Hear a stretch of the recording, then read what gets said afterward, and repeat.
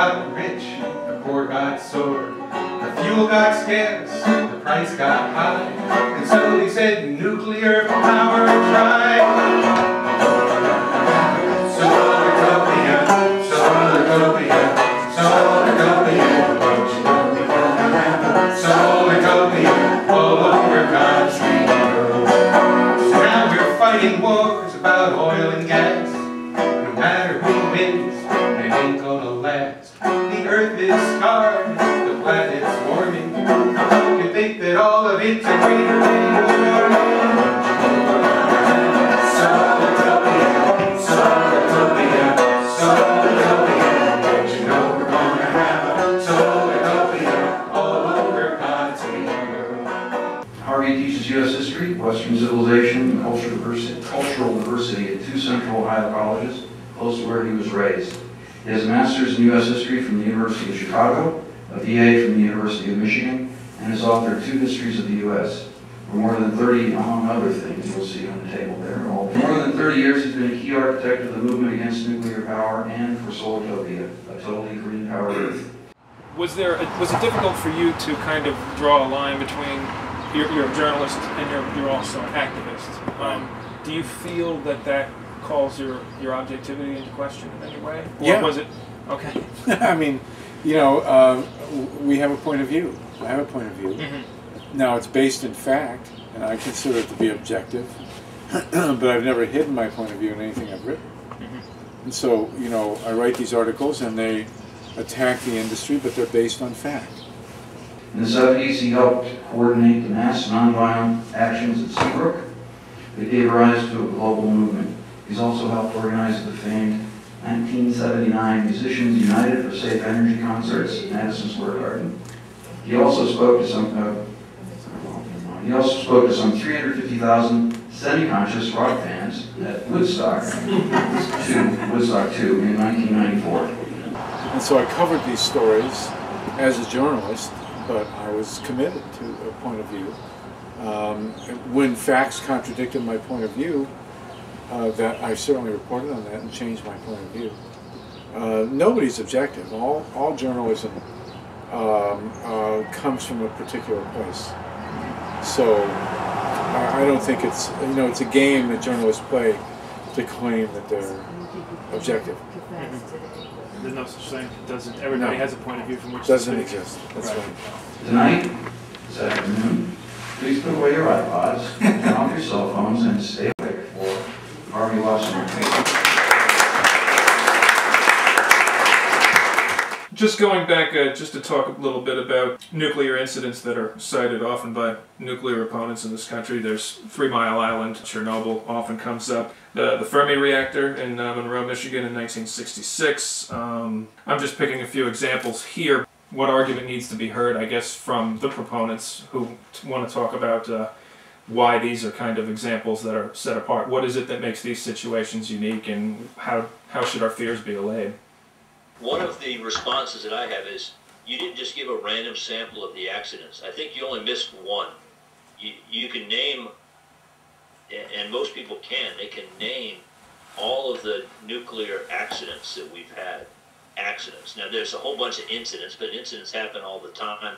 You know, sometimes what gets reported as an incident in a nuclear power plant is about the same scale as spilling some gasoline at a gas station. But the accidents you can name on a hand with an extra finger. Now, let me turn it the other way. Can you name me the last 5 fatal natural gas accidents? Not offhand, sir. How about the last 5 fatal oil accidents? And I guarantee you that every one of those has taken place within the last year. Now, those are the competition to me. How many people die in coal mines every year in China? Over 5,000. How many people die in coal mines in the U.S.? Not so many, a couple of dozen. Every year. One of the reasons that people know so much about nuclear accidents is people keep repeating and repeating. But the other reason is because it's sort of like a man bites dog versus dog bites man. Okay? Which one is news? It's not news when somebody gets burned by fossil fuel. Happens all the time. After 3 Mile Island, there was a major demonstration on May 6th in Washington. Various people had the idea to do a big concert. We were going to do 2 nights in Madison Square Garden. We had Bonnie Raitt, Jackson Browne, Graham Nash, James Taylor, Carlos Simon. In the Los Angeles Forum, where the Lakers played, we saw Bruce Springsteen in the audience. After we set up the first 2 nights, then Bruce signed on, and we did 2 more nights. We sold those out instantly. And then we did a 5th night with Crosby, Stills, Nash. I think that people get reminded about nuclear accidents. There's a lot of people who have a professional interest in discouraging the use of nuclear power. Even folks who believe that they're completely independent, like Carl Grossman. He wrote a book in the 1970s, and as he described in the interview that you did with him, he's been on the college lecture circuit ever since. I bet you he doesn't do it for free. The album went platinum, and then we made a film, the One Nukes film.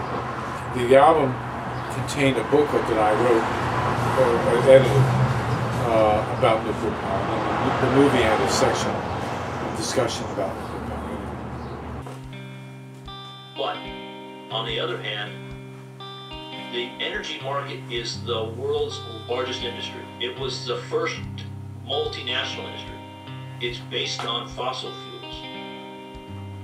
In 1942, there was absolutely no knowledge by anybody that a controlled, self-sustaining fission reaction could be done. December 2nd, they proved it. By 1957, people were going to sea on submarines powered by nuclear power. By 1990, the U.S. had as much power being produced in nuclear power plants as the entire grid produced in 1960. There were people that weren't real happy about losing their market share as nuclear kept expanding. You know, what was the power source in France before they started building all those nuclear power plants? Who was selling the fuel? How much money did they lose when France kept building nuclear power plants? And France is only one country. You know, France has 58, the world has 400 and something. If we had just kept building at the same rate we achieved before the anti-nuclear industry got involved, we wouldn't be burning coal in the United States today. It's easy to get discouraged in the nuclear movement, in the anti-nuclear movement, because it's so irrational and so crazy and so dangerous. And it's so obvious that Indian Point should have shut down a long time ago, aside from never having opened. There has to be an alternative to the energy at Indian Point if it is shut down.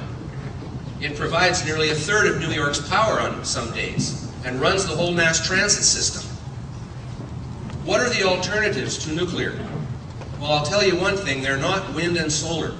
But we have found angles here and there. For example, the evacuation issue. After 3 Mile Island, they were required to show that they could evacuate. And in part, that helped us keep Shoreham from going up. Because Shoreham, obviously, you could never evacuate Long. You can't evacuate Long Island in rush hour. Line number 2. Long Island can't be evacuated in the case of an accident at Shoreham. In the first place, the county's own consultants used the worst-case estimate of a shadow effect in their analysis and found it didn't make any substantial difference in the evacuation. In the second place, the whole concept of a shadow effect is based on a flawed and practically fraudulent poll, which has since been discredited. The shadow effect predictions of panic were tested against what actually happened at 3 Mile Island and were found to predict totally false results. Lastly, evacuation of a 10-mile zone is something which the county's own consultants admit would likely be required no more than once in 500,000 years. We clearly have far more to fear from many other sources of danger, for example, aircraft crashing into our homes, than we do from a hypothetical event of this rarity. So the point is to, in terms of how do we shut Indian Point, however we possibly can. We have to keep finding, keep pushing, and many times what we least expect to work will work. It's absolutely logically inconsistent to, on one hand, say shut down Indian Point, and on the other hand, say we're all worried about air pollution and climate change.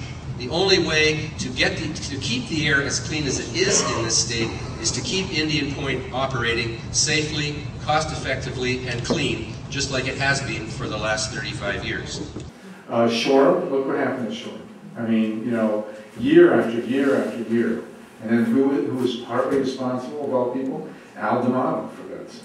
One of the people who was responsible. You know, and he wasn't totally responsible. But, you know, in fact, I had an occasion, I met him once at a convention, and I shook his hand. I said, well, I know you weren't totally responsible. Thank you for helping shut Shoreham down. And he said, oh, okay, thanks now. And then it was time to take a picture. That was, and I said, no, man, I can't picture you. Sorry. Only so far I can go. And so our emotional opposition is accurate in terms of science. I don't think anything we've reacted to emotionally with nuclear power has been disproven. And here's this baloney that no one died as a result of 3 Mile Island. We did the accident that Grossman likes to imagine. We have the results.